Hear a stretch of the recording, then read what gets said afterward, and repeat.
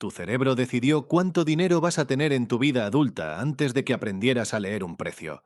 No estoy hablando de motivación, no estoy hablando de creencias bonitas que se cambian con un curso. Estoy hablando de un guión mental, literal, que se escribió en tu cabeza entre los 3 y los 9 años, y que hoy, sin que tú lo notes, está ejecutándose cada vez que abres una factura, cada vez que negocias un sueldo, cada vez que ves un precio en una vitrina. Y esto no es autoayuda. Esto está medido. Brad Klontz, psicólogo financiero de Creighton University, lo midió con 422 personas y lo publicó en el Journal of Financial Therapy en 2011. Joseph Cable, profesor distinguido de la Universidad de Pensilvania, lo localizó en regiones específicas del cerebro. Y un equipo entero, Kingsbury, Hughes, James, lleva años desarmando ese guión en consulta. En los próximos minutos te voy a mostrar las 4 versiones exactas de ese guión, el circuito neural concreto donde se aloja y el protocolo de 3 pasos con el que se desinstala. Todo con nombres y apellidos, todo con estudios verificables, todo aplicable esta misma noche. La gente entra a YouTube buscando cómo ganar más dinero. Pero los datos de Clones dicen algo distinto. 3 de los 4 guiones de dinero que vamos a ver están asociados, en su muestra, con menor patrimonio, menor ingreso y más deuda en tarjeta. Es decir, el guión no es un detalle psicológico. Es el factor invisible que determina cuánto dinero terminará en tu cuenta, sin importar cuánto ganes.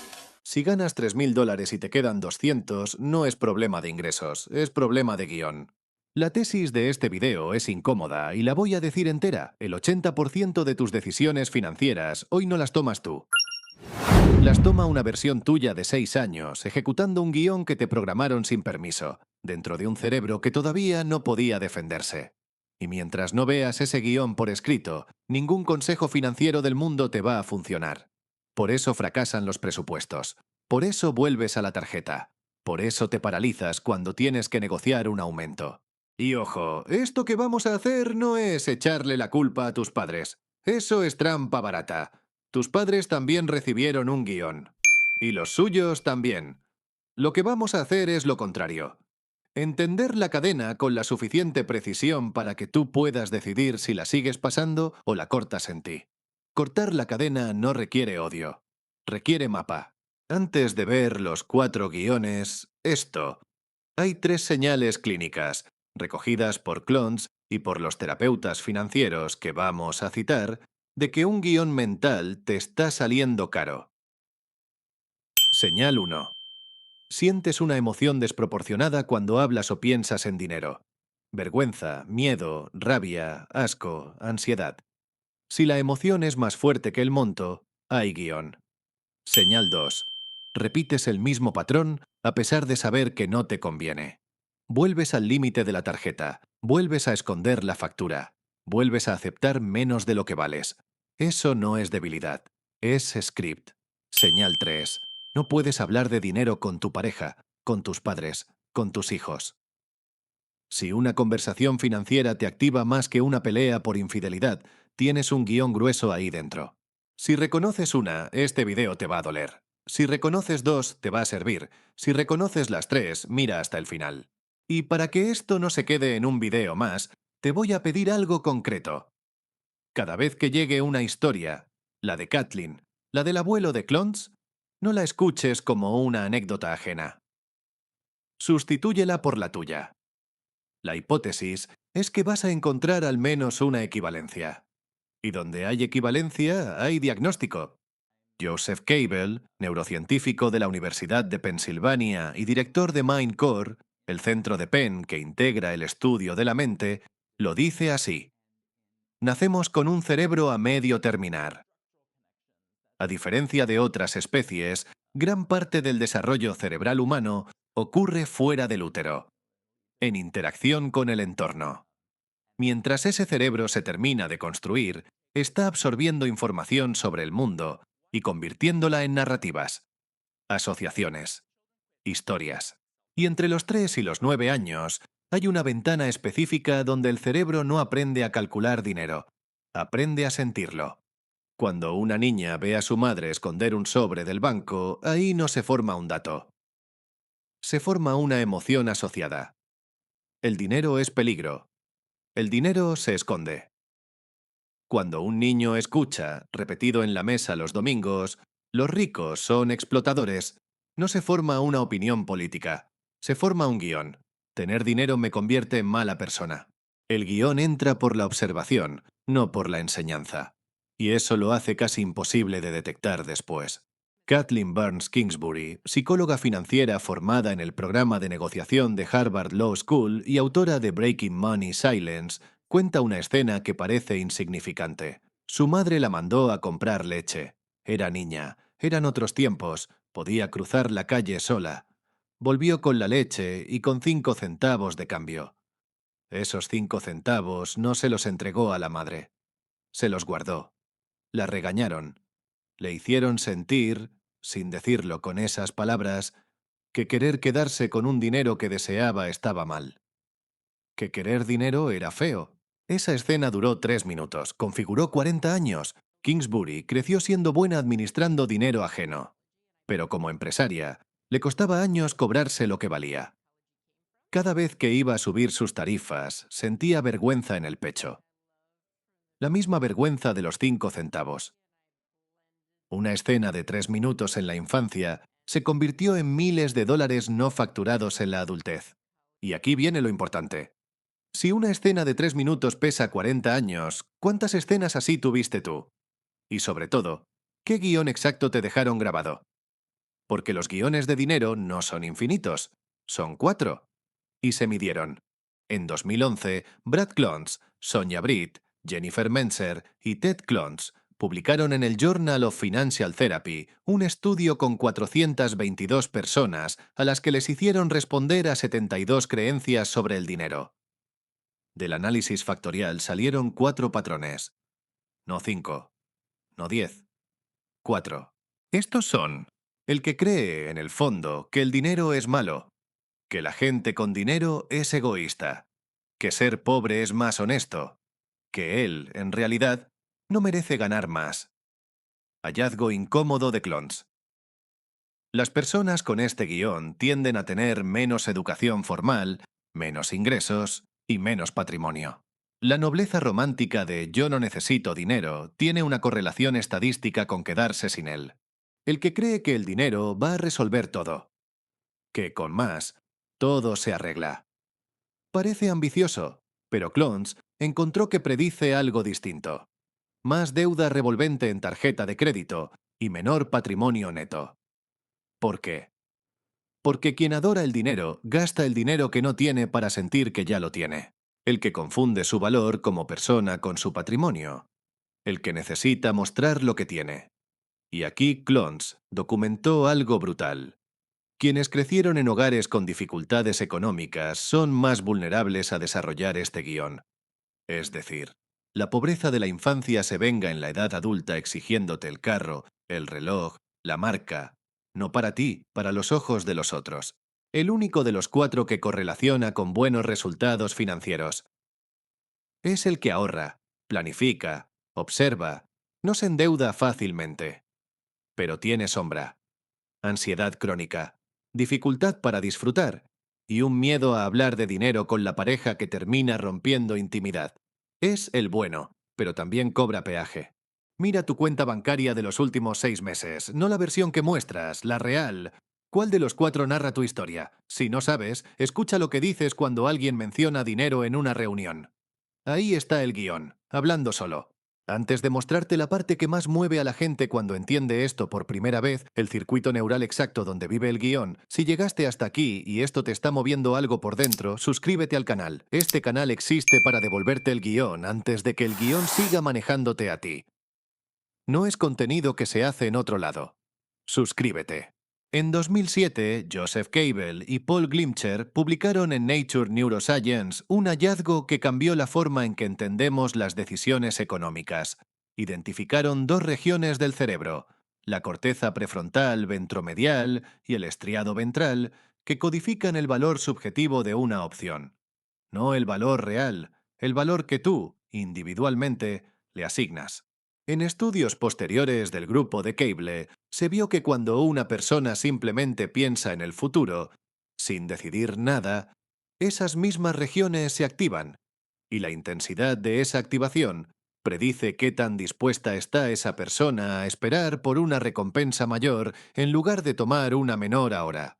Tu cerebro tiene una firma neural del valor que le asignas al dinero, y esa firma se aprendió en la infancia. Cuando un niño de 5 años ve, una y otra vez, a su madre llorar frente a una factura, no está aprendiendo matemáticas. Está esculpiendo, neurona a neurona, la respuesta emocional de su corteza prefrontal ventromedial frente al concepto factura. Esa escultura no se borra cuando crece, se queda. A los 30 años, cuando abre el correo y ve una factura, su cerebro le manda exactamente la misma señal de amenaza que recibió a los 5, aunque ahora pueda pagarla. A eso, el terapeuta financiero Stephen M. Hughes, que trabaja desde Big Think y CNBC, lo llama trauma financiero. Lo define así: una experiencia con el dinero que cambió tu forma de pensar o de comportarte frente al dinero. Puede sentirse en el cuerpo, en la mente, en la emoción y, sí, fisiológicamente. El cuerpo se acuerda de las facturas que asustaron a tu madre, aunque tú no. Y aquí está el paso que más impresiona a la gente cuando lo entiende por primera vez. Cuando te ofrecen un aumento y dices, déjame pensarlo en lugar de negociar, eso no es timidez. Es tu corteza prefrontal ventromedial ejecutando, con precisión quirúrgica, el guión que se escribió a los 7 años. Cuando ganas dinero y lo gastas en 48 horas, no es falta de disciplina, es el mismo circuito. Cuando ves a alguien con un patrimonio que querrías y sientes desprecio, no es justicia social, es Clontz. Guión 1. Página 2. Brad Clontz tiene una historia personal que nunca le contaron así, hasta que él se la sacó a su madre. Su madre era, y es, una mujer muy ansiosa frente a la inversión. Clontz, ya como investigador, fue a preguntarle por qué. Entonces su madre le contó la historia del abuelo. Era la Gran Depresión. El abuelo fue al banco un día y descubrió que su dinero ya no estaba. Los bancos habían cerrado. El abuelo no volvió a poner $1 en un banco el resto de su vida. Murió en los 90, con el dinero en una caja con llave. La madre de Clontz no vivió la Gran Depresión, pero creció con un padre que no confiaba en los bancos, y le pasó ese miedo a sus hijos sin pronunciar una sola frase sobre el tema. Se lo pasó en el silencio, en el rostro al recibir un sobre, en la pausa antes de hablar de inversiones. El doctor George James, terapeuta familiar, oficial de innovación en Council for Relationships, profesor asistente en Thomas Jefferson University y miembro del Financial Wealth Council de CNBC, lo dice con una precisión que duele. Los niños no observan lo que les decimos sobre dinero. Observan lo que hacemos con el dinero cuando creemos que ellos no están mirando. ¿Cómo discutimos? Si escondemos sobres, si pagamos con la mandíbula apretada, si compramos con culpa o con alegría. Cada uno de esos gestos es una línea de código. Esto significa dos cosas. Una, ningún padre necesita enseñar finanzas para programar a su hijo. Ya lo está haciendo todo el día, sin permiso. 2. El guión no se detiene en una generación. La ansiedad financiera de la madre de Clontz, heredada del abuelo de la Gran Depresión, se hubiera transmitido también a él de no haber ido a preguntar. 3 generaciones después, un banco que cerró en 1932 seguía decidiendo dónde se guardaba el dinero de la familia en 2015. Seguimos. Ya tenemos el diagnóstico, el guión, el circuito, la cadena. Ahora viene la parte por la que estás aquí. El protocolo concreto para desinstalarlo. Kingsbury propone un ejercicio que se puede hacer esta misma noche. Toma una hoja. Pregúntate, ¿qué mensajes sobre el dinero me llegaron de mi madre? ¿De mi padre? ¿De mis abuelos? ¿De los adultos importantes de mi infancia? Anótalos sin analizarlos. Solo escríbelos. Vas a ver, en esa lista, el guión exacto que ejecutas hoy cada vez que abres una factura. El guión deja de ser invisible en el momento exacto en que se vuelve papel. En la sociedad moderna, el dinero se volvió dígitos en una pantalla. Y cuanto más abstracto, más vulnerable eres a equivocarte. Kingsbury subraya: hazlo visual. Hazlo tangible. Imprime tus gastos del mes. Sácalos de la nube. Vuélvelos objeto. El cerebro humano evolucionó para tomar decisiones sobre cosas físicas, no sobre números en una AP. Si tu dinero solo existe en una pantalla, tu guión lo controla sin oposición. Si creciste con padres que jamás hablaron de dinero, porque era vulgar o no era cosa de niños, lo que recibiste no fue ausencia. Fue el guión del dinero no se habla. Y ese guión se rompe haciendo exactamente lo opuesto. Hablar. Con tu pareja. Con tus hijos. Contigo mismo en voz alta. Clontz lo formula limpio. La mejor manera de transmitir mejores hábitos financieros a un hijo es hablar con él sobre tus propias decisiones financieras reales en el momento exacto en que las estás tomando. Y antes de cerrar, esto. La consecuencia de hacer este trabajo no es esotérica.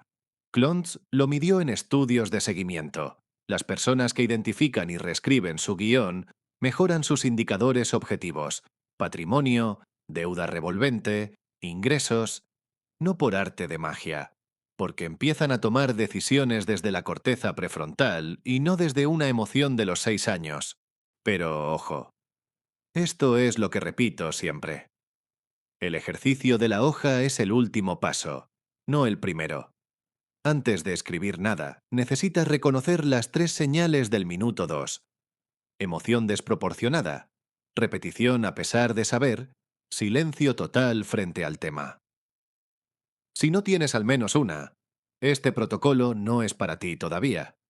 Si tienes las 3, abre la hoja esta noche.